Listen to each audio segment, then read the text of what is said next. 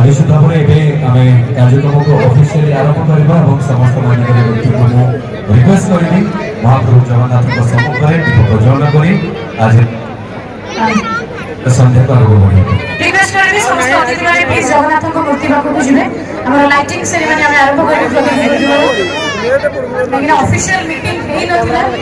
तो सेति पई हमें हमर ट्रेडिशनल डांस आरंभ कर देथिलु एबे ऑफिशियल मीटिंग जेतु रही छै हमर किछला फेलिसिटेशन रहिबो ता परे परे आपण माने म्यूजिकल नाइट एन्जॉय करबे आज फ्यूजन बैंड जो रही छथि भुवनेश्वर आसुचंती मेलोडी किंग शक्ति मिश्र ताक सहित कलाकार माने निश्चित भाव में आम महाप्रभु जगन्नाथ को समस्त स्मरण करवा से जगन्नाथ छटा आखि से कालिया शांत आम ओडार कोटि कोटिकर गौरमणि जो राज्य में विराजमान कर महाप्रभु जगन्नाथ आम से ओडिया माटीर पुओ झील मैंने एक सुंदर शीतल सन्धार सब दर्शक मैंने बसी कार्यक्रम को उपभोग कर समस्ते से कालिया शांत महाप्रभु जगन्नाथ से चका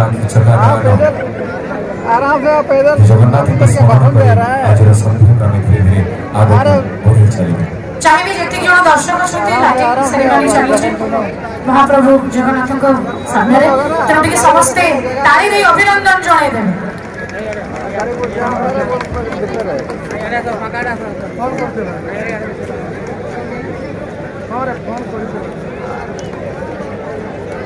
आराम से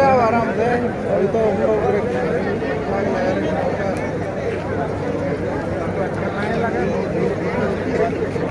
आज जेहेतु क्लोजिंग सेरेमनी रही संजीव तेणु आम समस्त को धन्यवाद जनाइबो हमर जिला प्रशासन धन्यवाद दूँ आम रायरंगपुर पुलिस मानक जो मैंने सुंदर भाव मेला को नियंत्रण पहुंचा हृदय अनेक अनेक धन्यवाद अनेक धन्यवाद जनाइबो रायरंगपुर म्युनिसिपालिटी बहुत धन्यवाद देव फायर डिपार्टमेंट जमा सुंदर भाव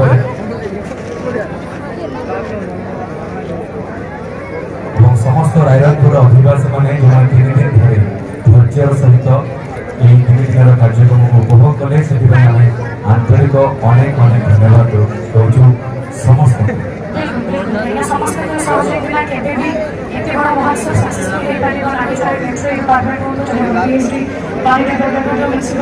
जिला प्रशासन हूँ समस्त रायरंगपुर वासी मैंने समस्त कमिटर कर्मकर्ता मैंने लाइट साउंड ताली इवेंट सुंदर ऑर्गेनाइजेशन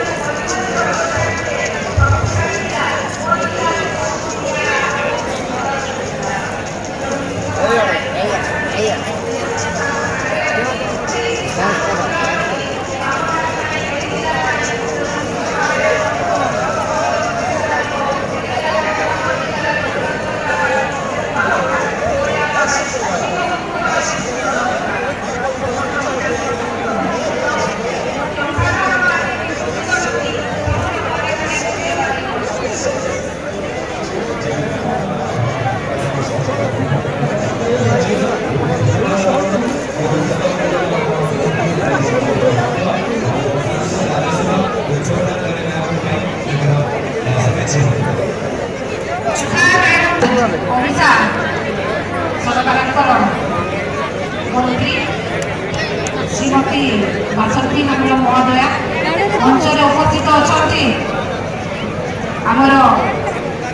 ମୋରଡ଼ା ନିର୍ବାଚନ ମଣ୍ଡଳୀର ବିଧାୟକ ଶ୍ରୀଯୁକ୍ତ ରାଜକୁମାର ଏବଂ ଆମ ସହିତ ଉପସ୍ଥିତ ଅଛନ୍ତି ଆମ ଜିଲ୍ଲାର ଜିଲ୍ଲା ପରିଷଦ ଅଧ୍ୟକ୍ଷା ଶ୍ରୀମତୀ ଭାରତୀ ହାଁସଦା ମହୋଦୟା ଉପସ୍ଥିତ ଅଛନ୍ତି ଏଡିସିର ମଞ୍ଚର ସଭାପତି ଆମର ସବ୍ କଲେକ୍ଟର ମହୋଦୟ ଏବଂ ଯିଏ ଏହି ମଞ୍ଚ ପରିଚାଳନା କରୁଛନ୍ତି ଏଙ୍କର କରୁଛନ୍ତି ସିଏ ଖୁସି ପାଣା ଏବଂ ଆମର ସଞ୍ଜୟ ସାନ ଭାଇ ସଞ୍ଜୟ ଏବଂ ସାମ୍ନାରେ ବସିଥିବା ସମସ୍ତ ରାଇରଙ୍ଗପୁରବାସୀ ମୋର ଗୁରୁଜନ ଏବଂ ସମସ୍ତ ମିଡ଼ିଆ ବନ୍ଧୁ ସମସ୍ତଙ୍କୁ ମୁଁ ନମସ୍କାର ଜଣାଉଛି ଏବଂ ଅଭିନନ୍ଦନ ଜଣାଉଛି। ଆପଣ ଭାବରେ ପରିବେଷଣ ହେଉଛି ଏବଂ ଯିଏକି ଆମ ଜିଲ୍ଲାର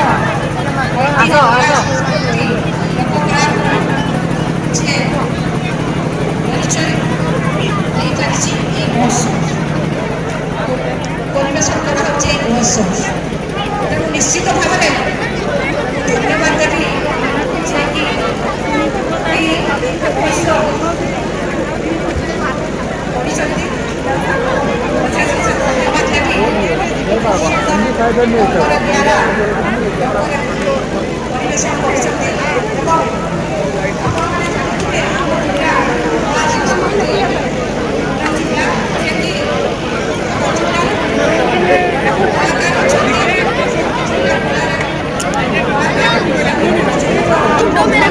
ତେଣୁ ଏହି ମଞ୍ଚ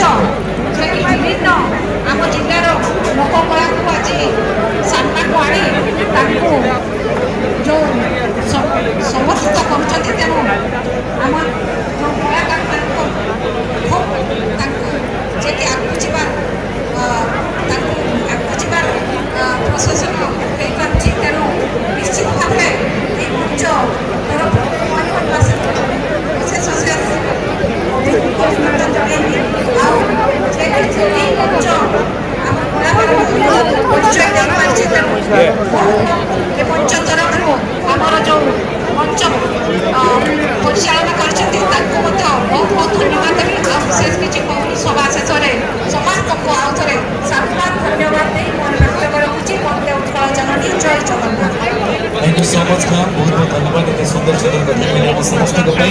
एवं मैं रिक्वेस्ट करबी हमरा अछंती माननीय मंत्री महिला एवं शिशु विकास मिशन शक्ति ओडिशा सरकार श्रीमती वासंती हेम्ब्रम मैम जोरदार ताली बजानो मैम को पई हमें रिक्वेस्ट करिबु कि शुभेच्छा वार्ता हम समस्त को देबे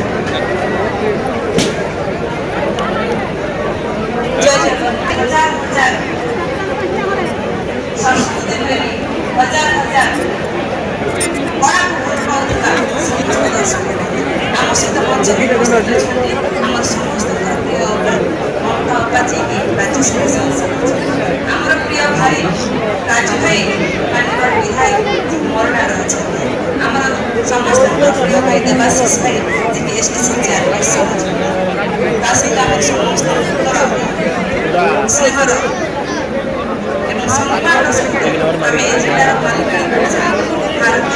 ମାଟି ଯେମିତି ହେଇଛି ମାଦଲ ଠିକ ସେଇଭଳିଆ ସମସ୍ତେ କଳାରେ ହଜି ଯାଇଛନ୍ତି ହଜାର ହଜାର ସଂଖ୍ୟାରେ ଏଠି ଉପସ୍ଥିତ ଅଛନ୍ତି ସମସ୍ତ ଭାଇ ଭଉଣୀ ଭଉଣୀମାନେ ସମସ୍ତଙ୍କୁ ଦେଖିକି ଲାଗୁଛି ବୋଧହୁଏ ଆମେମାନେ ଯେଉଁମାନେ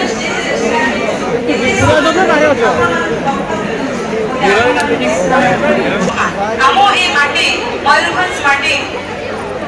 ବିନା ଗୀତରେ ସେ ତାର ନାଚ ପ୍ରଦର୍ଶନ କରୁଛି ଏବଂ ବିଶ୍ୱ ପ୍ରସିଦ୍ଧ କୌଣସି ଜିଲ୍ଲାରେ ସେ ନାଚ ନାହିଁ ଯୋଉଠିକି ବିନା ଗୀତରେ ସେ ନୃତ୍ୟ ପରିବେଷଣ କରୁଛନ୍ତି ସମସ୍ତ ଦର୍ଶକଙ୍କ ସମସ୍ତ କଳାପ୍ରେମୀ ବନ୍ଧୁଙ୍କର ମନକୁ ଜିଣି ପାରୁଛନ୍ତି ମାଟି ମୟୂରଭଞ୍ଜ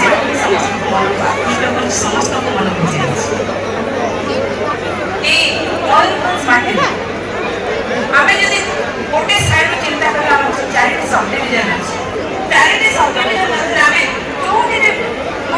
ଯୋଉ ଗାଁରେ ଭାଗ ନେବେ ଯୋଉଠି ଟେକାଟି ପକାଇବା ସେଇଠି ଆମର କିଛି ନା କିଛି କଳାକାର ଅଛନ୍ତି କିଛି ନା କିଛି ଏମିତି ଗୋଟେ ଜିନିଷ ଅଛି ଯୋଉଟା ସମସ୍ତଙ୍କୁ ଆକର୍ଷିତ କରୁଛି ପ୍ରତ୍ୟେକ କ୍ଷେତ୍ରରେ କଳା କ୍ଷେତ୍ର ବିଶ୍ୱ ପ୍ରସିଦ୍ଧ ନିଶ୍ଚିତ ଭାବରେ ତା ସହିତ ପ୍ରତ୍ୟେକ କ୍ଷେତ୍ରରେ ଖେଳ କ୍ଷେତ୍ରରୁ ଆରମ୍ଭ କରି ପ୍ରଶାସନିକ କ୍ଷେତ୍ରରୁ ଆରମ୍ଭ କରି ରାଜନୀତି କ୍ଷେତ୍ର ପର୍ଯ୍ୟନ୍ତ ଏ ମାଟି ନିଶ୍ଚିତ ଭାବରେ ସାରା ବିଶ୍ୱରେ ନାଁ କରୁଛି ତେଣୁ ଏ ମାଟିର ସଦସ୍ୟ ଆମର ଗର୍ବ ଏବଂ ଗୌରବ ମାଟି ଆମର ଆଉ ଗୋଟେ କଥା ମୁଁ ବହୁତ ସାରା କଥା ଶୁଣିଥିଲି କିନ୍ତୁ ଗୋଟିଏ କଥା ନିଶ୍ଚିତ ଭାବରେ କହିବା ପାଇଁ ଚାହିଁବି ଯୋଉଟାକି ପୁନଃ ଏଠି ଯେଉଁମାନେ ଛିଡ଼ା ହେଇଛନ୍ତି ସେଇମାନେ କିଛି ନେବା ପାଇଁ ଆସିନାହାନ୍ତି